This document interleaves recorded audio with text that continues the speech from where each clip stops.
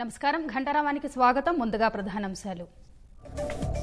కేంద్రం ప్రతిపాదనలు తిరస్కరించిన రైతు సంఘాలు డిసెంబర్ 14న మళ్లీ దేశవ్యాప్త ఆందోళనలకు సన్నద్ధం.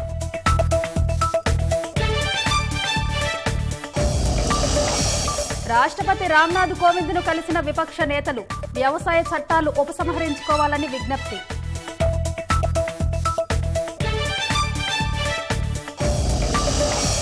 జీనోమ్ వ్యాలీలో 64 దేశాల రాయబారులు పర్యటన. ప్రపంచానికి వ్యాక్సిన్ అందించే సత్తా భారత్కే ఉందన్న ప్రతినిధులు.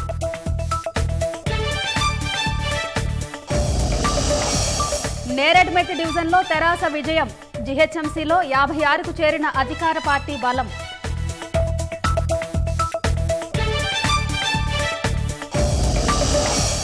జీహెచ్ఎంసీలో కొనసాగుతున్న వరద బాధితుల సాయం. నిన్న ఒక్కరోజే 7.9 కోట్ల రూపాయలు ఖాతాల్లో జమ.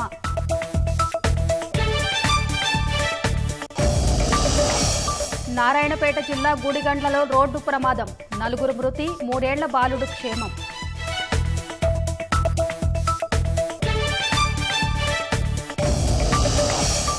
భారీ లాభాలతో ముగిసిన స్టాక్ మార్కెట్లు. 495 పాయింట్లు పుంజుకున్న సెన్సెక్స్.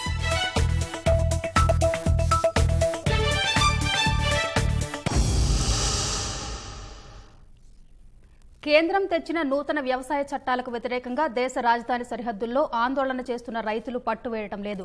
కొత్త వ్యవసాయ చట్టాల్లో సవరణలు చేస్తామని కేంద్రం చేసిన ప్రతిపాదనలను రైతుల సంఘాలు తిరస్కరించాయి. ఢిల్లీలో కేంద్ర ప్రభుత్వ ప్రతిపాదనలపై చర్చించిన రైతు సంఘాలు 3 సాగు చట్టాలను రద్దు చేసే వరకు ఆందోళన విరమించేది లేదని తేల్చి చెప్పాయి. సింఘు, టిక్రీ, ఘాజీపూర్, నోయిడా సరిహద్దుల్లో రహదారులపై బైఠాయించిన రైతులు సాగు చట్టాలను రద్దు చేయాలని నినదిస్తూనే ఉన్నారు. అంతకుముందు నూతన చట్టాలకు తాము చేసే సవరణలకు సంబంధించిన ప్రతిపాదనలను కేంద్రం రైతు సంఘాలకు పంపింది. ప్రభుత్వ మార్కెట్లు బలోపేతం చేయడం సహా ఏపీఎంసీలపై రైతుల అభిప్రాయాలకు అనుగుణంగా సవరణలు చేసేందుకు సుముఖత వ్యక్తం చేసింది.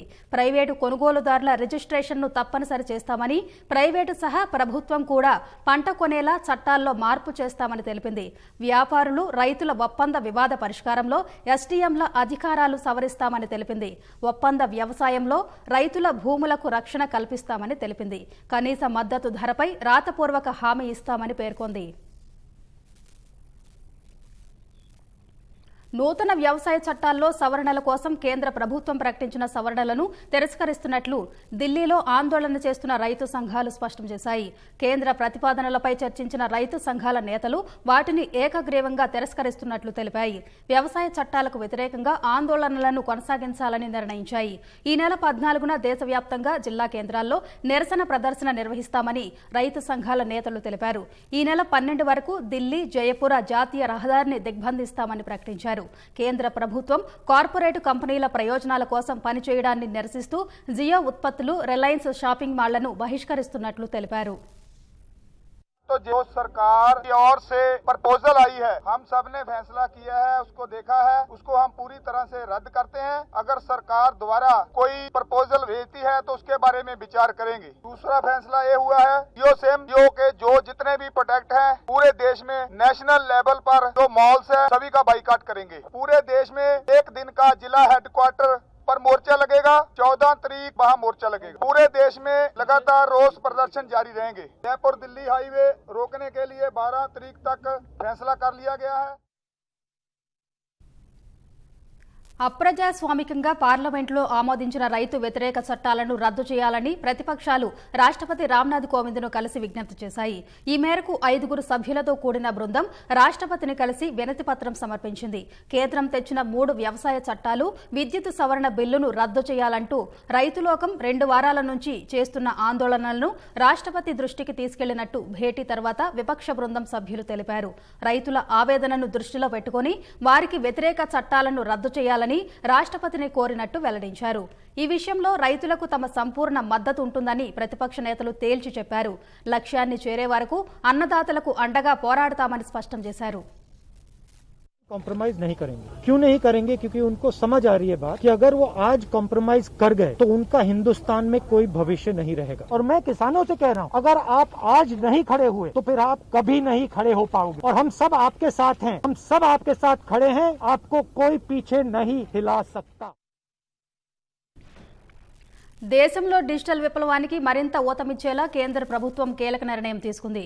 దేశంలోని మారుమూల ప్రాంతాలకు సైతం వేగవంతమైన వైఫై సేవలను అందించేందుకు పీఎం వాణి పథకానికి కేంద్ర మంత్రివర్గం ఆమోదం తెలిపింది. ఈ పథకంలో భాగంగా దేశవ్యాప్తంగా 1 కోటి డేటా కేంద్రాలను ఏర్పాటు చేయనున్నారు. దేశంలోని చిన్న చిన్న కిరాణా దుకాణాలు, టీ కొట్టుల్లో కూడా డేటా కేంద్రాలను ఏర్పాటు చేసుకోవచ్చని కేంద్రం తెలిపింది.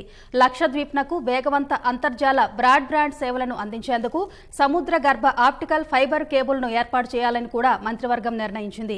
22,810 కోట్ల రూపాయలతో ఆత్మ నిర్భర్ భారత్ రోజ్గార్ యోజన పథకానికి కూడా కేంద్ర మంత్రివర్గం పచ్చజెండా ఊపింది. ఈ పథకం కింద కొత్త నియామకాలు చేపడితే 2 ఏళ్ల వరకు ఉద్యోగి యజమాని వాటా కింద పదవీ విరమణ నిధికి జమ చేయాల్సిన మొత్తాన్ని కేంద్ర ప్రభుత్వమే అందిస్తోంది. దేశంలో డిజిటల్ విప్లవానికి పీఎం వాణి కార్యక్రమం ఓ అద్భుతమైన ముందడుగని కేంద్ర ఐటీ శాఖ మంత్రి రవిశంకర్ ప్రసాద్ పేర్కొన్నారు. లాక్డౌన్ సమయంలో అన్ని వ్యవస్థలు స్తంభించిపోయినా మొబైల్ సమాచార వ్యవస్థ మాత్రం ఆగిపోలేదని గుర్తు చేసిన ఆయన అప్పుడు మొబైల్ డిజిటల్ మాధ్యమంలో కోట్లాది మందికి ఆర్థిక సాయం చేసినట్లు తెలిపారు. ఇప్పుడు పీఎం వాణి పథకం కింద అందబోయే వైఫై సేవల ద్వారా దేశవ్యాప్తంగా అన్ని రకాల సేవలు మరింత సులభతరం కానున్నాయని రవిశంకర్ ప్రసాద్ వివరించారు. पीएम वाणी ये देश में वाईफाई क्रांति की दिशा में एक बहुत ही महत्वपूर्ण कदम है। आपको मालूम है भारत में लगभग 120 करोड़ मोबाइल फोन हैं, जिसमें लगभग 60 करोड़ स्मार्टफोन हैं। एक समय जो पब्लिक कॉलिंग बूथ सिस्टम आया था, उससे बड़ी क्रांति होगी। गांव-गांव में वाईफाई अवेलेबल होगा, करोड़ों की संख्या में लोग इसका उपयोग करेंगे। पब्लिक डाटा ऑफिस के लिए लो licence, no registration, no fee. तो आप देख रहे हैं कि देश में हम इसको कितना लिबरलाइज कर रहे हैं इस पूरी क्रांति को। वर्क फ्रॉम होम को आपको मालूम ही है, you can now work from anywhere, not only from home. गांव-गांव में बच्चे इससे किताब डाउनलोड कर लेंगे अपने गांव में, जिनको किताब नहीं है तो वाईफाई फास्ट डाउनलोड अलाउ करता है। बिजनेस का काम शुरू होगा ये पूरे पब्लिक वाईफाई के अवेलेबिलिटी से देश भर में। హైదరాబాద్ మహానగరంలో వరద బాధితులకు ఆర్థిక సాయం అందించే ప్రక్రియ కొనసాగుతోందని జీహెచ్ఎంసీ స్పష్టం చేసింది. గ్రేటర్ హైదరాబాద్ పరిధిలో వరద బాధితులకు ఆర్థిక సాయం అందించడంలో జీహెచ్ఎంసీ నిస్సహాయత వ్యక్తం చేసిందన్న ఆరోపణల్లో వాస్తవం లేదని ఓ ప్రకటనలో వెల్లడించింది. వరద బాధితులకు ఆర్థిక సాయం అందించే ప్రక్రియ మంగళవారం నుంచే తిరిగి ప్రారంభమైందని, ఒక్కరోజే 7,939 మంది బాధితులకు 7,90,00,000 రూపాయలు లబ్దిదారుల బ్యాంకు ఖాతాల్లో జమ చేశామని జీహెచ్ఎంసీ అధికారులు వెల్లడించారు. ఇళ్ల స్థలాల క్రమబద్దీకరణ పథకం ఎల్ఆర్ఎస్ అమలుపై విచారణను హైకోర్టు 5 వారాలకు వాయిదా వేసింది. ఎల్ఆర్ఎస్ పిటిషన్లపై కౌంటర్ దాఖలు చేసేందుకు రాష్ట్ర ప్రభుత్వం సమయం కోరింది. ఇళ్ల స్థలాల క్రమబద్దీకరణకు ప్రభుత్వం రుసుములు నిర్ధారించి ప్రక్రియ ప్రారంభించగా కొంతమంది హైకోర్టును ఆశ్రయించారు. పిటిషనర్ల అభ్యంతరాలపై కౌంటర్ దాఖలు చేయాలని ఉన్నత న్యాయస్థానం ఆదేశించగా ప్రభుత్వం గడువు అడిగింది. ప్రపంచంలోని అన్ని దేశాలకు వ్యాక్సిన్ అందించే సత్తా భారత్కు మాత్రమే ఉందని విదేశీ రాయబారులు, హైకమిషనర్లు అభిప్రాయపడ్డారు. దేశంలో వివిధ దశల్లో ఉన్న కోవిడ్ టీకా పురోగతిని పరిశీలించేందుకు విదేశీ వ్యవహారాల శాఖ ఏర్పాటు చేసిన పర్యటనలో భాగంగా 64 దేశాలకు చెందిన 70 మంది ప్రతినిధులు హైదరాబాద్ జీనోమ్ వ్యాలీలోని భారత్ బయోటెక్, బయోలాజికల్ ఈ సంస్థలను సందర్శించారు. వచ్చే ఏడాది తొలి త్రైమాసికానికి కోవాక్సిన్ అందుబాటులోకి వస్తుందని భారత్ బయోటెక్ ఎండీ సుచిత్ర ఎల్లా తెలిపారు. దేశంలో కోవిడ్ వ్యాక్సిన్ల పరిశోధనల పురోగతి, తయారీ సామర్థ్యాన్ని తెలుసుకునేందుకు వచ్చిన 64 దేశాల రాయబారులు, హై కమిషనర్లు హైదరాబాద్ జీనోమ్ వ్యాలీలో పర్యటించారు. భారత్ బయోటెక్, బయోలాజికల్ ఈ సంస్థలను సందర్శించారు. భారత్ బయోటెక్ తయారు చేస్తున్న కోవాక్సిన్ టీకా పురోగతిని తెలుసుకున్నారు. టీకాల తయారీపై దృశ్యరూపక ప్రదర్శనను విదేశీ ప్రతినిధులు తిలకించారు.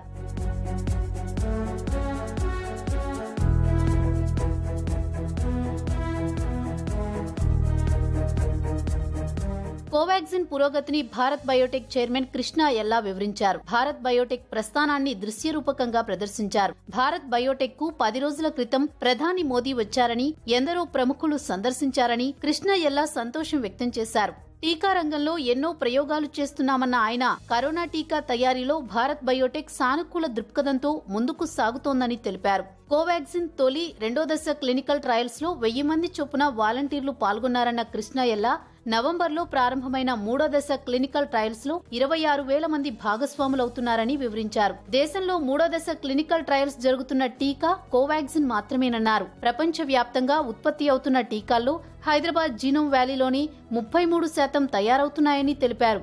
దూరదృష్టితో స్థాపించిన జీనోమ్ వ్యాలీ దేశంలో కీలకంగా మారిందని కృష్ణ ఎల్లా పేర్కొన్నారు.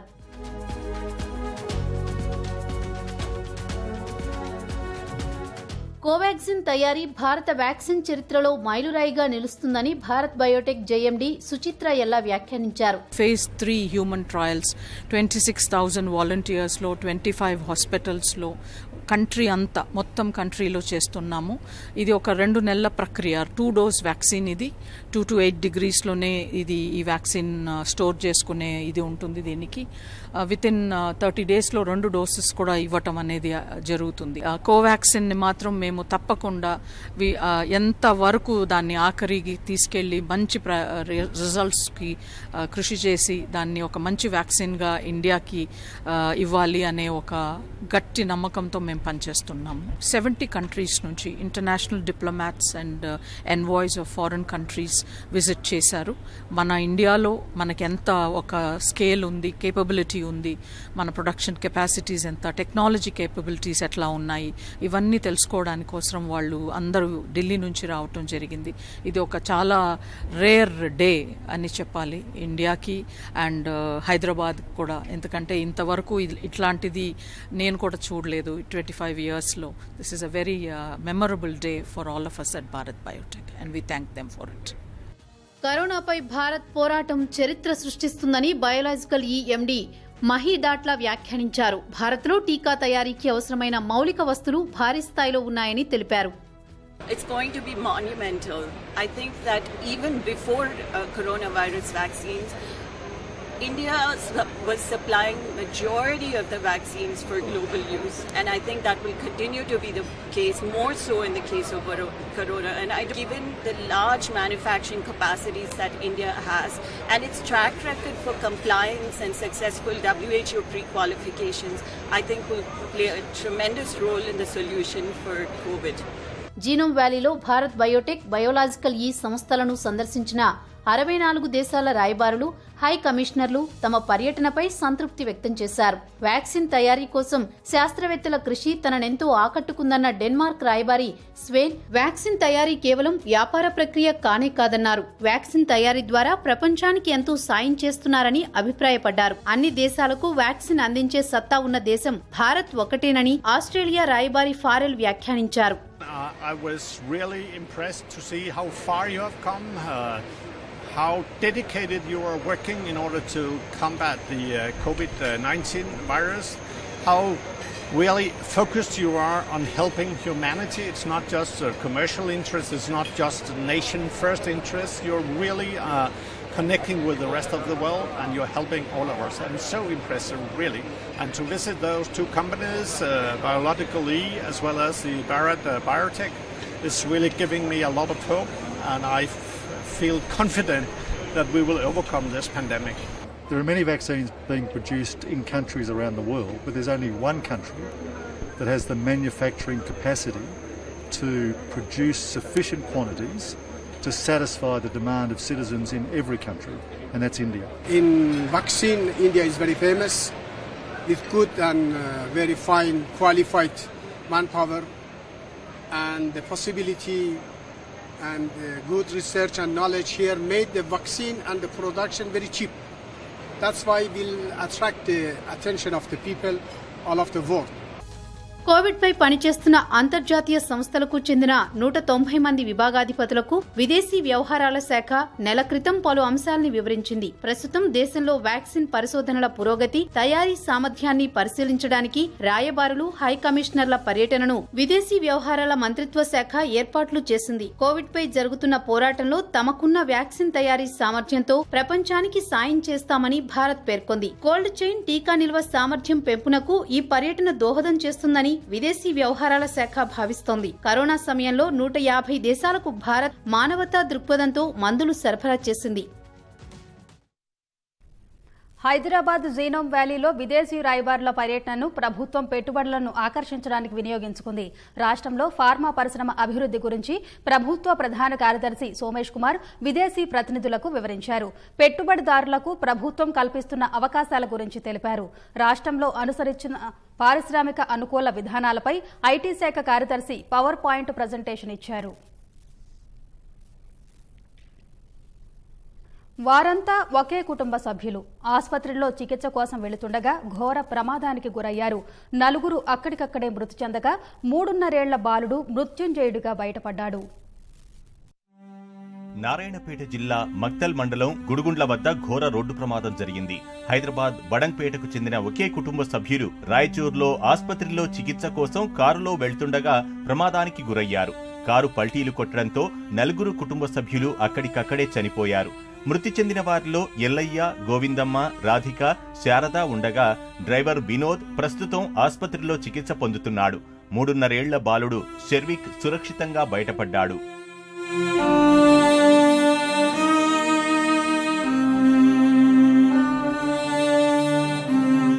ప్రమాదానికి డ్రైవర్ నిద్రమత్తా లేక అతివేగం కారణమా అనే కోణంలో పోలీసులు దర్యాప్తు చేస్తున్నారు.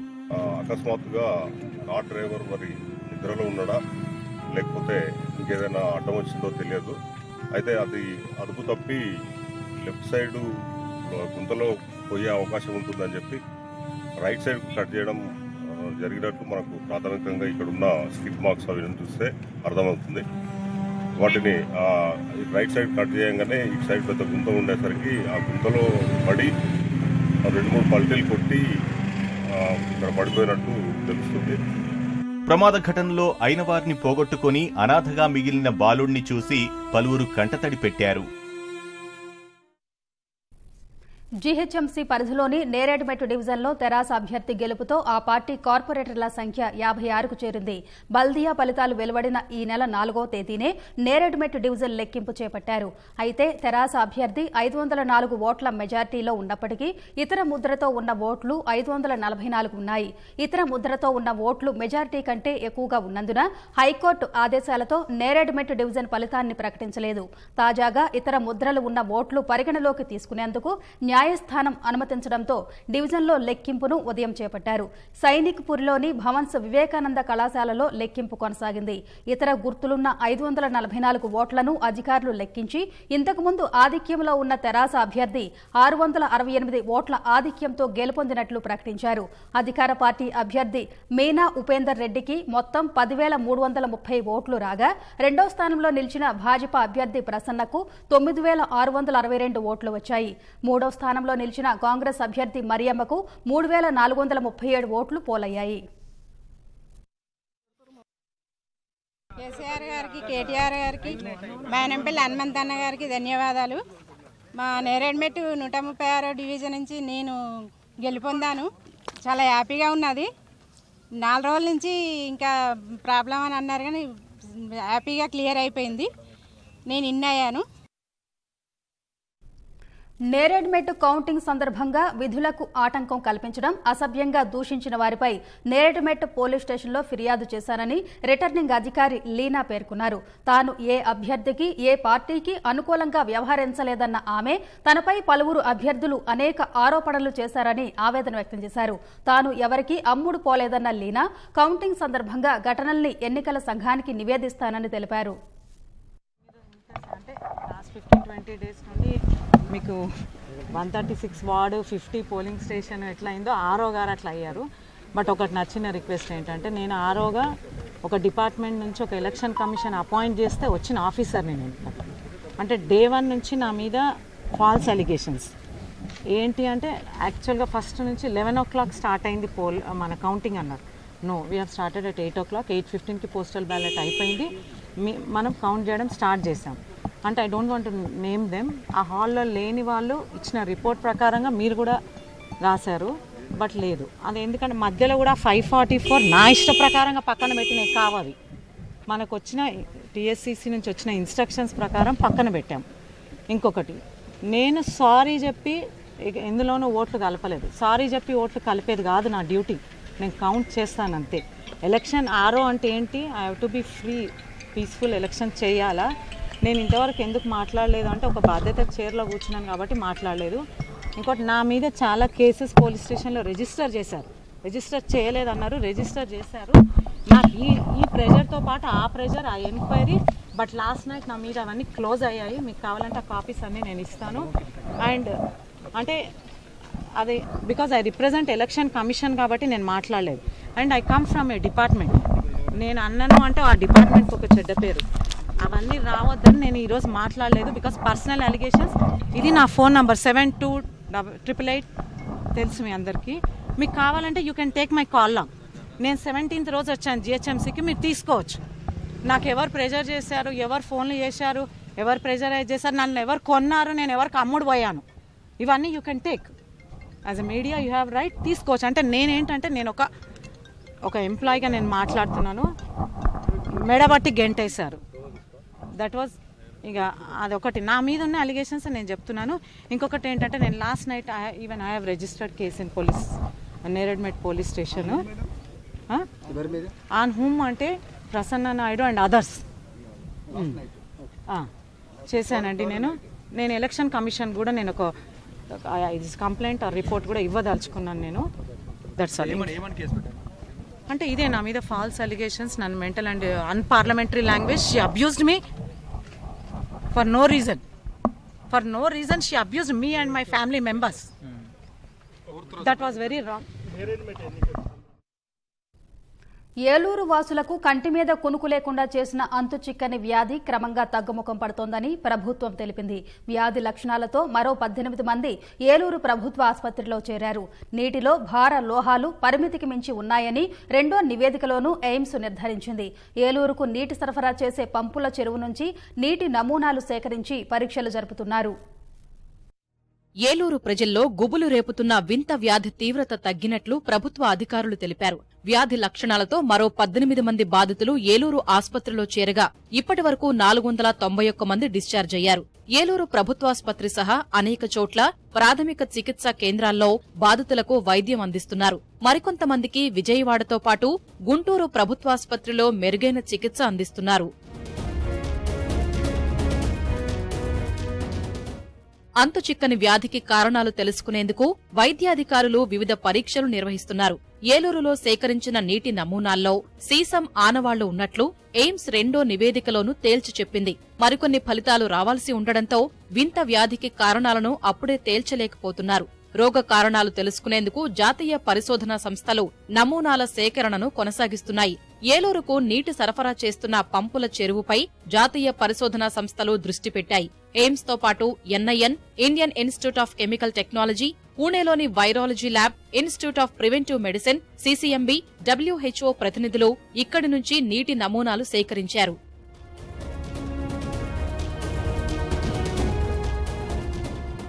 ఏలూరులో పరిస్థితిపై ముఖ్యమంత్రి జగన్ వీడియో కాన్ఫరెన్స్ ద్వారా సమీక్షించారు. వ్యాధి తీవ్రత ఎలా ఉందని అడిగి తెలుసుకున్నారు. రోగులకు మెరుగైన వైద్యం అందించాల్సిందిగా అధికారులను ఆదేశించారు. వింత వ్యాధికి కారణాలు తెలుసుకునేందుకు సమగ్ర పరీక్షలు చేస్తున్నామని వైద్యులు, నిపుణులు సీఎంకు వివరించారు. సీసం, నికెల్ లాంటి మూలకాలు కారణం కావచ్చని అనుమానం వ్యక్తం చేశారు. పురుగుమందుల కారణంగా ఇది జరిగి ఉండొచ్చని ప్రాథమికంగా అంచనా వేశారు. ప్రస్తుతం కేసుల సంఖ్య గణనీయంగా తగ్గిందని, కొత్త కేసులు కూడా చాలా తక్కువగా వస్తున్నాయని వివరించారు. నిశితంగా పరిశీలించి ఖచ్చితమైన కారణాలు కనుక్కోవాలని ముఖ్యమంత్రి సూచించారు. తాగునీటి వల్ల అస్వస్థత వచ్చిందా లేదా అన్న విషయంపై ముందు దృష్టి పెట్టాలన్నారు. ఏలూరు ప్రభుత్వ ఆసుపత్రిని సందర్శించిన ఎన్సీడీసీ బృందం రోగుల ఆరోగ్య పరిస్థితిని అడిగి తెలుసుకున్నారు. వ్యవసాయ చట్టాలకు వ్యతిరేకంగా దేశవ్యాప్తంగా రైతుల ఆందోళనలు కొనసాగుతున్న వేళ భాజపా అధ్యక్షుడు జేపీ నడ్డా కీలక వ్యాఖ్యలు చేశారు. రాజస్థాన్ పంచాయతీ సమితి, జిల్లా పరిషత్ ఎన్నికల్లో భాజపా విజయాన్ని ఉదాహరించిన నడ్డా రైతులు, పేదలు, కార్మికులు ప్రధాని నరేంద్ర మోదీ మీద ఉంచిన నమ్మకానికి ఇది అద్దం పడుతోందని ట్విట్టర్లో అన్నారు. రాజస్థాన్లో స్థానిక సంస్థల ఎన్నికల ఓట్ల లెక్కింపు ఇంకా కొనసాగుతూ ఉండగా 4371 పంచాయతీ సమితుల్లో భాజపా 1835 స్థానాలు కైవసం చేసుకుంది. కాంగ్రెస్ 1718 స్థానాల్లో విజయం సాధించింది. 636 జిల్లా పరిషత్లలో భాజపా 266 స్థానాలను కైవసం చేసుకోగా కాంగ్రెస్ 204 స్థానాల్లో గెలిచింది. పొరుగు దేశాలతో ఉద్రిక్త పరిస్థితులు తలెత్తుతున్న వేళ దేశ ఆయుధ సంపత్తిని పెంచుకునే దిశలో కేంద్రం చర్యలు ముమ్మరం చేసింది. ఈ మేరకు అత్యాధునిక ఆయుధాల కొనుగోలును వేగవంతం చేసిన కేంద్రం గత ఏడాది కాలంలో అమెరికా నుంచి $3.4 బిలియన్ విలువైన ఆయుధాలు కొనుగోలు చేసింది. 2019లో అమెరికా నుంచి ఆయుధ కొనుగోళ్లు $6.2 మిలియన్ ఉండగా ఈసారి భారీగా పెంచింది. భారత్ నుంచి కొనుగోళ్లు పెరిగినప్పటికీ అమెరికా నుంచి ఆయుధ ఎగుమతులు మాత్రం తగ్గినట్టు అమెరికా రక్షణ భద్రతా సహకార సంస్థ DSCA నివేదిక వెల్లడించింది.